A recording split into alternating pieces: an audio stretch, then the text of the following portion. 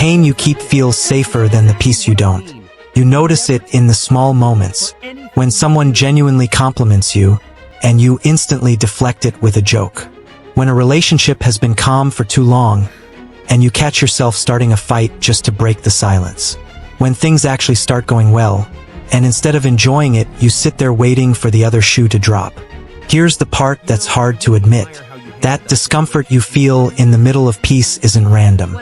Your brain is actively steering you back towards something familiar. Even if that familiar thing is pain. Your brain's primary job has never been happiness. It's survival.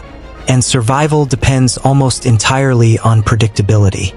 If you grew up in an environment where chaos was the baseline, where love was inconsistent, where silence meant something bad was coming, your nervous system mapped that chaos as normal.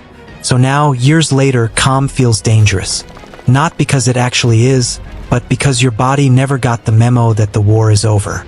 Wait, this is why you might find yourself drawn to partners who are emotionally closed off, even when you know it's going to hurt. This is why you replay old wounds at 2 a.m. like a song you hate but can't stop humming. The brain will always choose the familiar hell over an unfamiliar heaven. Because at least in that hell, you know exactly how to survive. But this isn't the whole picture. The surface pattern is obvious. The real reason goes somewhere much deeper, and it's not what most people think. It's not just about predictability. Familiar pain also gives you an identity. If you've spent years being the one who struggles, the one who's always healing, the one who carries the heavy things without being asked, then letting go of that pain doesn't feel like relief. It feels like losing your job. You don't just give up the hurt. You give up the entire role you've learned to play. You're not just letting go of hurt. You're letting go of who you thought you had to be. This is why you might sabotage a good thing right before it can leave you. This is why you pick apart a peaceful Sunday afternoon, looking for cracks that aren't there. Deep down, you are not afraid that the good thing will end. You are afraid of who you would be if it didn't. You know how to be the person who survives loss. You do not yet know how to be the person who simply holds joy. Everything so far explains the surface pattern, but we are still not at the deepest layer. Stay with this. This next part is why this conversation exists.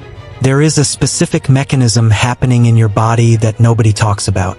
Your brain does not just protect familiar pain, it actively flags unfamiliar peace as a physical threat. When you finally receive the love you've been starving for, your chest tightens. When you finally get the recognition you deserved all along, a quiet voice whispers, "This won't last." That voice is not intuition. It is not wisdom. It is a nervous system that learned survival before it ever learned safety, and it is still running the old program. It interprets unfamiliar calm as the silence before an attack. So it pulls you back into familiar anxiety just to give you a sense of control. This is the kind of wiring most channels never get into. And here's what happens once you see it: you start noticing it everywhere. In friends who keep choosing the same painful relationships. In family members who can't tolerate good news. In the quiet choices you make every single day. Healing doesn't feel like relief. It feels like losing the only version of yourself you've ever known. But here's what changes. Your brain is not your enemy. It is an overprotective guard dog that fell asleep next to a fire years ago and never noticed the flames went out. The goal is not to kill the guard dog. The goal is to show it gently and repeatedly that the door is open, that you can walk outside now, that the unfamiliar calm is not a trap. It is just a room you have never been allowed to sit in. So if you catch yourself running back to old pain or feeling strangely empty in the middle of happiness, do not just blame yourself.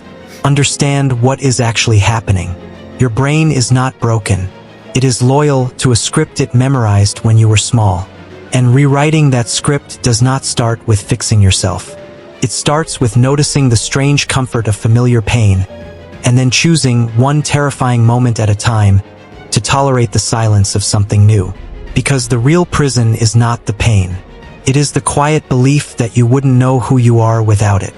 What's one familiar pain you've caught yourself protecting, even when you knew it was time to let go?